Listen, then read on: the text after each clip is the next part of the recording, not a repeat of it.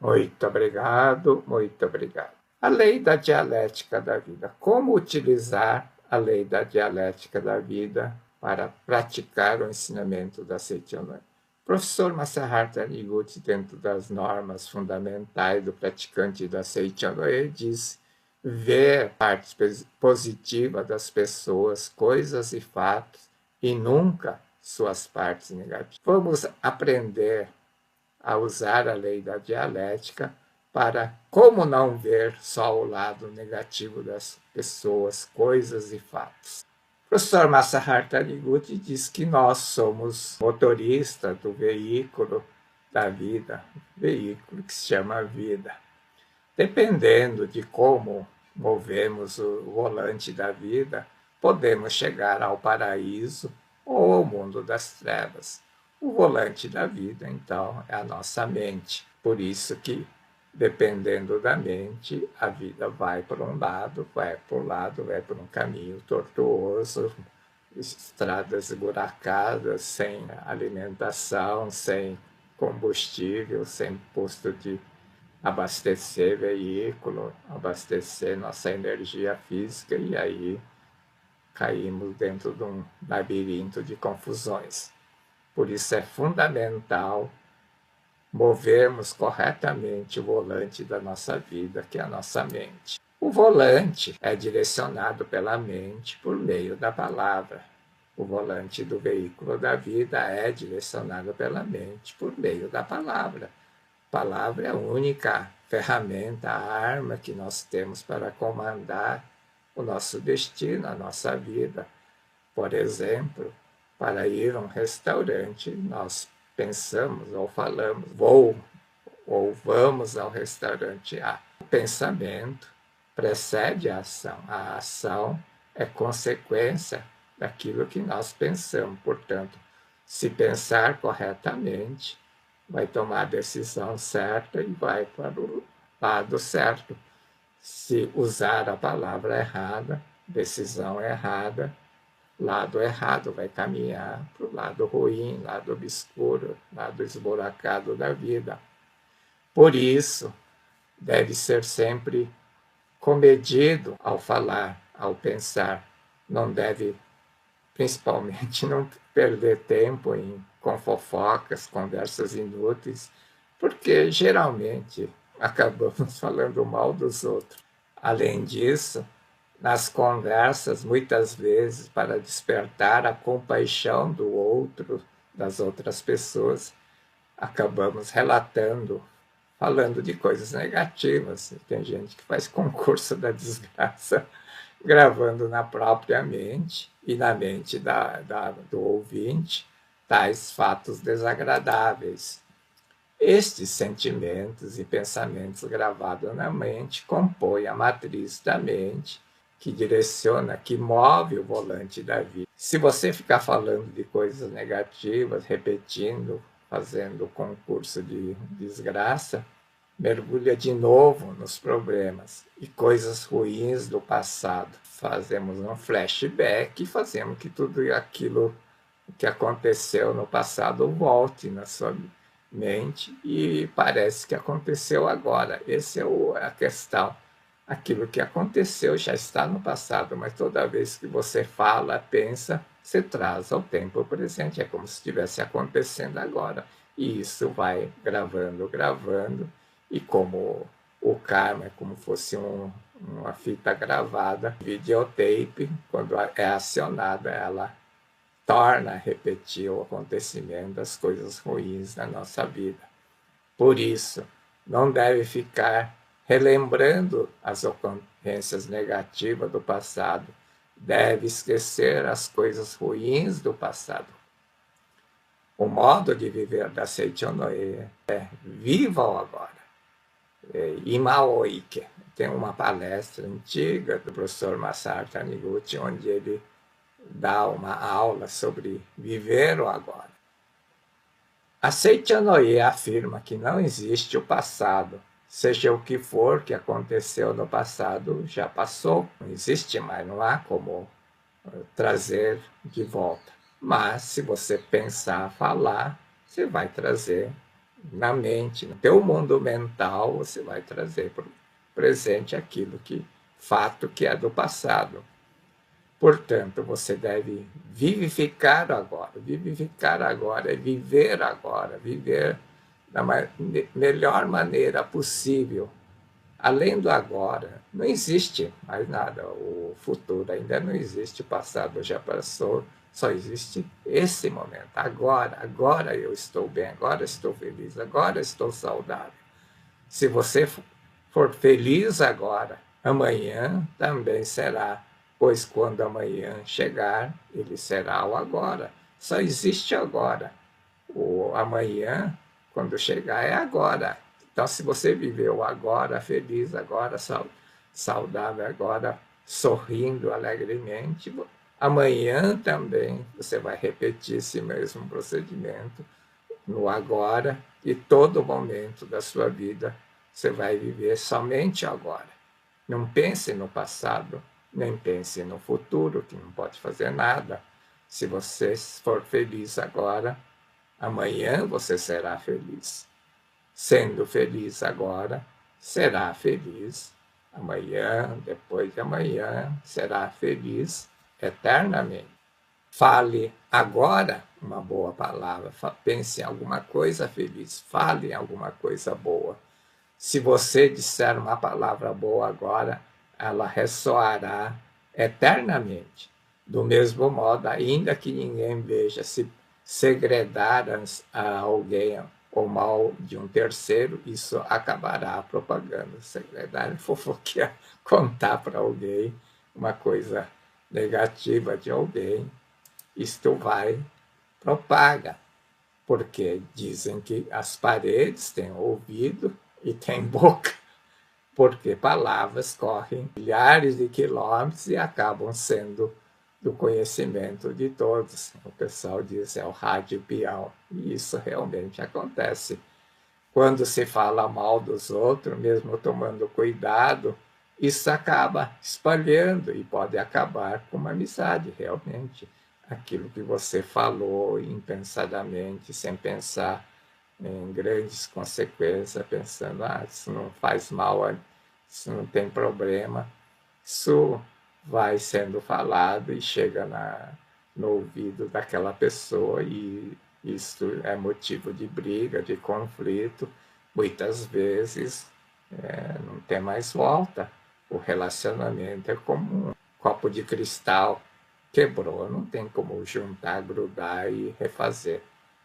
Não há como consertar, então é melhor não falar, melhor ficar calado. Portanto, não deve falar mal do outro, mas sabendo que é difícil ficar calado, o melhor é não olhar o mal dos outros. É difícil ficar calado sem olhar o lado e falar o lado errado das pessoas, coisas de fato. Então, para não ter que fazer isso, é melhor não olhar o mal, não ver as coisas ruins. Como fazer para não ver o mal? Essa é a grande questão. Como não ver o mal, o lado negativo das coisas, pessoas, coisas e fato? O professor Masaru Taniguchi diz: pense que o mal é prenúncio de boas novas. Quando aparecer nuvens negras cobrindo o céu, em vez de pensar, que M, vai chover, mentalize. Que bom que vai chover, vai encher o reservatório de água, ou Deus está mandando a chuva para não faltar energia elétrica ou não faltar água. Veja o lado bom, não pense que o mal é para prejudicar você só. Pense que o mal é prenúncio de boas novas. A hora mais escura da noite, ou seja, quando tua vida estiver mais conturbada, significa que o amanhecer está chegando, a luz está chegando, porque é 3 horas da manhã para 6 da manhã, só falta 3. Mas se você quiser retornar, o caminho de volta é 9 horas. Portanto, avance, vá em frente, veja a luz diante de você e prossiga. Todas as coisas podem ser vistas positivamente, mas há pessoas que somente veem o lado negativo das coisas, pessoas, e geralmente essas pessoas têm destino ruim, porque a mente, o pensamento gravado é que move o volante da nossa vida e acaba levando para o lado ruim, faz acontecer coisas ruins na nossa vida. Tudo tem o seu lado positivo. Mesmo a guerra tem o seu lado positivo, acaba criando o sentimento de união por uma causa comum, desestimula a boemia e o egoísmo e desperta o civismo. Não estou defendendo a guerra, mas afirmo que ela não tem somente o lado negativo. A guerra, a catástrofe, não tem só o lado negativo. O Japão é um país que sofre de catástrofes naturais a todo momento, terremoto, tufão, e o povo é muito unido por causa disso. Tem um espírito coletivo de solidariedade muito grande por causa disso. Mesmo nas catástrofes, nas guerras, tem um lado bom. Há uma profecia que diz que quando os homens se tornam egoístas para purificar a alma humana e restabelecer a ordem, acontecem guerras ou catástrofes.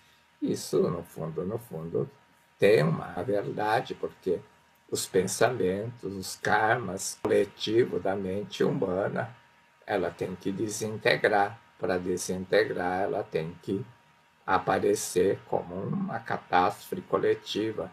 Então, isso serve para, quando desintegra, significa purifica.